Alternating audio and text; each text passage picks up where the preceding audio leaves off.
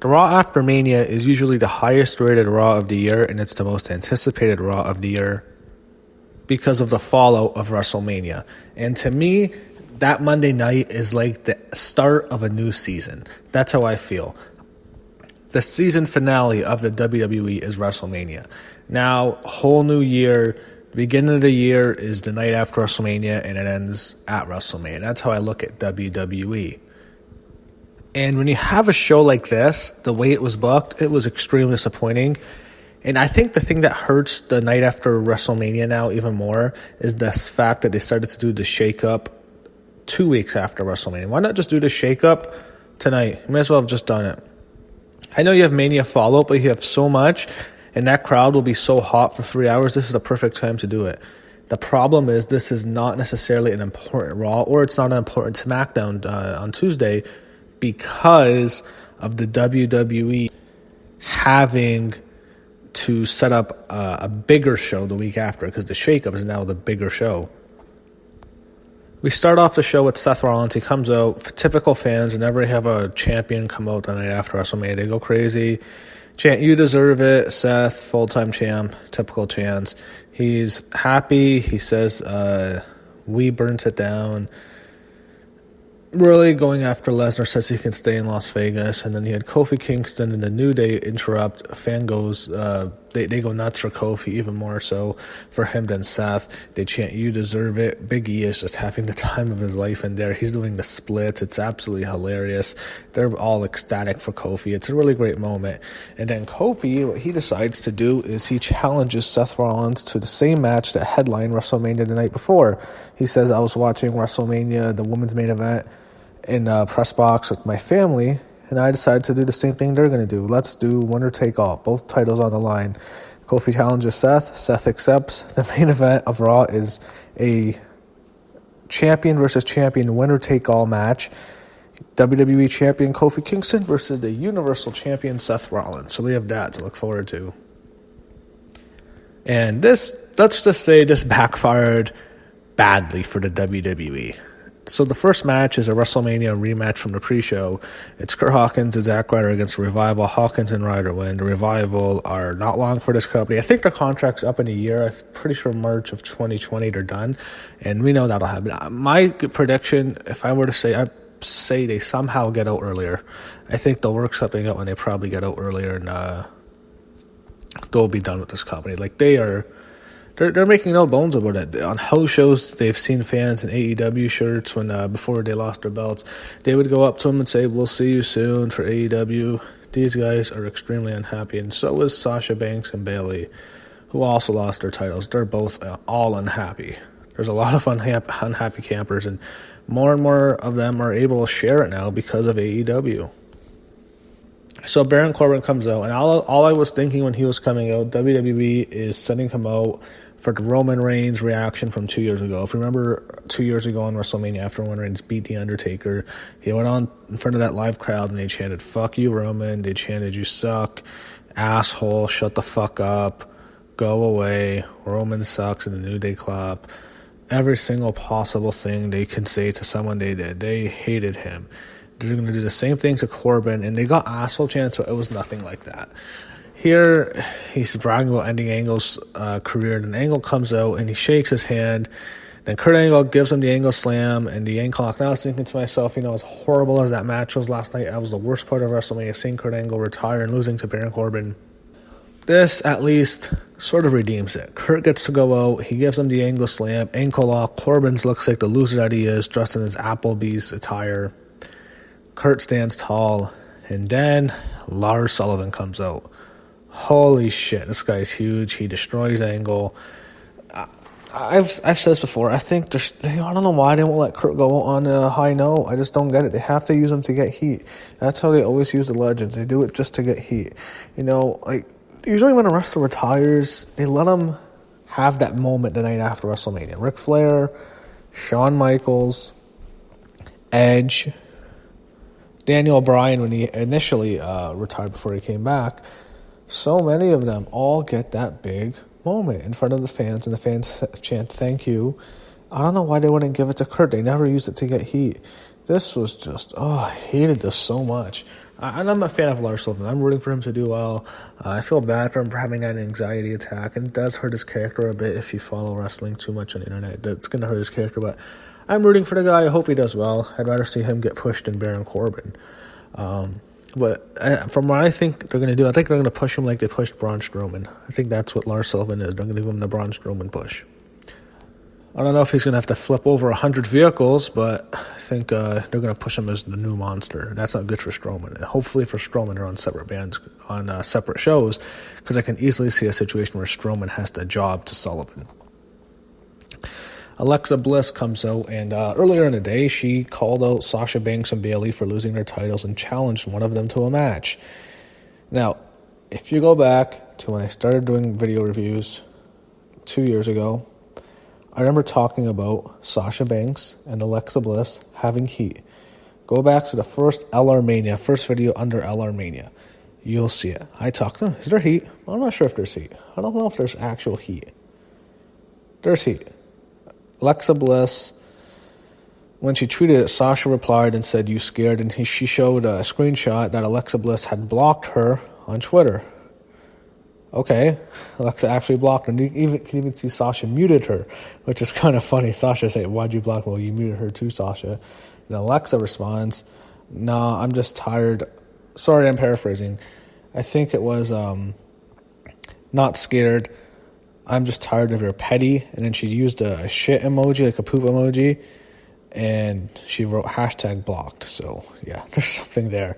They've never gone all the way with that. They've had him wrestle like so many times on TV, and it's not really an important match anymore. But I thought they really could have built that into a huge blood rivalry. But they never went that route. I don't think they will, because I think Sasha's probably going to SmackDown. And as for this match, Alexa Bliss and Bayley. And also, there's rumors something's up with Sasha. I don't know if she's going to leave the company, but something is up with her. Something's not up with Bayley. They just hate her. I mean, they just don't think she's a star. Bayley, if she has to get split from Sasha, she's done. People who think, well, Becky was in a worse spot right now than Bayley was. No, she wasn't. Becky was never getting pushed. She was overlooked, but they never really buried Becky. They'd have her lose a lot of matches, but they were never really truly just didn't see anything in her. She became someone who was a name, who became a star, and she became the biggest star in the company, a total superstar. Bayley is someone who they pushed. They never really got behind Becky like they got behind Bayley. They got behind Becky hard, and she didn't do well, and I think they're just going to use her as enhancement talent now. Alexa Bliss jobbed her just like she used to do 2 years ago. Remember on that pay-per-view, and Alexa just beat the shit out of Bayley with that kendo stick? My God, killed Bayley's career dead. Same thing. Bayley looks sad. Bayley looking sad after every time she was her and Sasha looking sad. And Alexa just is probably going to get pushed again. So I wish they'd use Alexa Bliss as a host, use her on the show. She was really good. I liked her a lot on the WrestleMania host. I love her in that position. Have her host Raw. I mean, she'd be a great GM. She'd be perfect. But she's not believable in the ring. Even though she looks great in those booty shorts, no one's going to complain. But as a wrestler, she's just not very good. So I wish with Alexa Bliss, they would just stop pushing her as a serious in-ring competitor. Have her wrestle matches here and there, but I think she'd be better as a general manager, or just have her host her own talk show every week. I think she's better in that role. I'm not a huge fan of her in this role at all.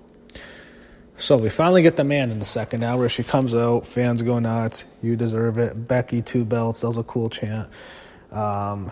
She's ecstatic. She's really happy. She is on top of the world. This is probably the highest peak of her career. I'm not saying that to take anything away from her, but I just think, man, how awesome is this for Becky Lynch? 1 year ago, she even talked about how she was doing those stupid selfie videos on SmackDown. Then she has the biggest year ever for a woman. Who would have thought? SummerSlam, she gets screwed. It was supposed to be her beating Carmella at SummerSlam. Charlotte gets into the match, and Charlotte pins her. Then Becky,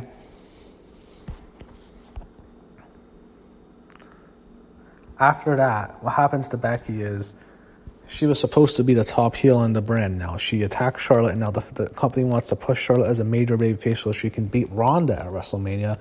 And Becky's a stepping stone for Charlotte. The fans are not having it. They're so behind Becky, it's insane. They boo the hell out of Charlotte. They hate Charlotte now. Eventually, they force WWE's hand, and they switch. Becky becomes face. Charlotte's the heel. Then She wins the huge match with Charlotte at Evolution, wins the last woman standing. Then she has to think with Nia Jax, and it got sympathy on her because she was a badass heel. I think that got sympathy. People hated Nia. Becky has to step out from her match with Ronda Rousey at Survivor Series. She got more over. She wins the Royal Rumble, super babyface. She goes on, triple threat, Ronda, Charlotte, Becky, pins Ronda Rousey. You're double champion.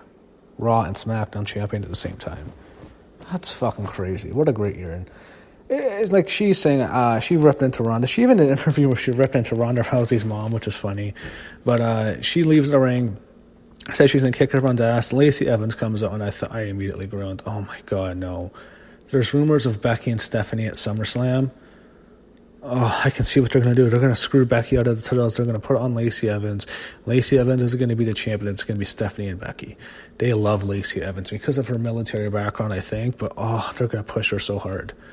They have a huge brawl. I'm thinking, this sucks. They have Bobby Roode. Pretty boring promo. Black and Ricochet beat Roode. Roode is turning heel now. Elias is in the ring. And this was probably one of the best parts.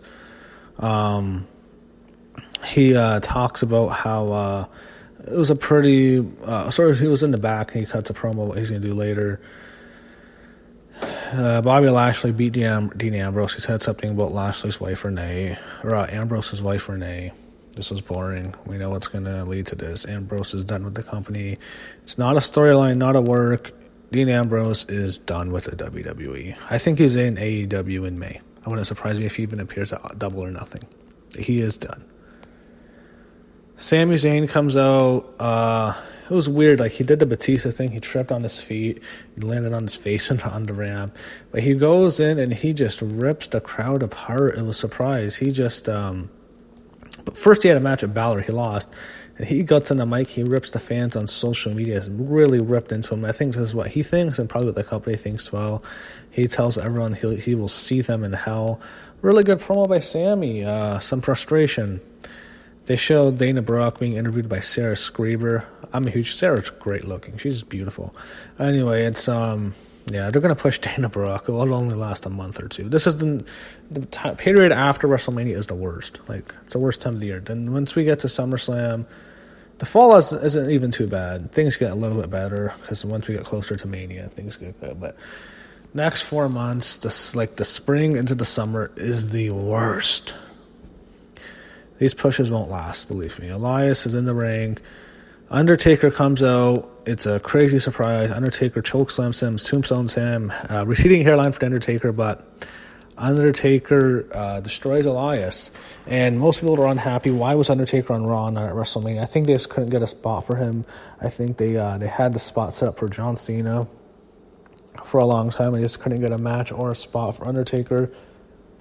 And I assume this is probably done just to set up Saudi Arabia. I think you'll probably see The Undertaker and Elias on June 7th in Saudi Arabia. I think that's the direction here. I'm not a huge fan of that at all, but I think that's where they're going. So I think Undertaker's still going to be used, but it won't be in America. I think he'll be used in Saudi Arabia. And I think next year he probably wrestles at WrestleMania. If I make a prediction, I think you see The Undertaker at WrestleMania 36. So here's the shit show, the main event. Match was fine until it ended. So what happens is Cesaro and Sheamus attack Rollins and Kingston. It's a double DQ. The fans flip out. But then Rollins and Kingston fight back. And this is where they get mad. Rollins says, well, we'll finish it under time. Let's kick your ass. And I think WWE thought the fans were going to be so behind Rollins and Kofi. They'll cheer for them no matter what. Oh, my God, no. This was a disaster. This tag match, you had so much AEW chants. They chanted AEW so fucking loud. It was ridiculous. AEW, AEW. Eventually, Rollins and Kofi win, and after the match, after the show ends, Kofi goes up the ramp, and then Rollins stays in the ring. He brings in the Shield one last time. His after the show. It's Ambrose was gone. I said they reunite. They do the final Shield fist bump. Seth Rollins, Roman Reigns, Dean Ambrose. That's the final Shield fist bump. It's officially over. Dean Ambrose is gone. Rollins is champ. Reigns is still going to get pushed. It was kind of sad. It's kind of sad watching that. It was like 3 guys really close. And now it's all over.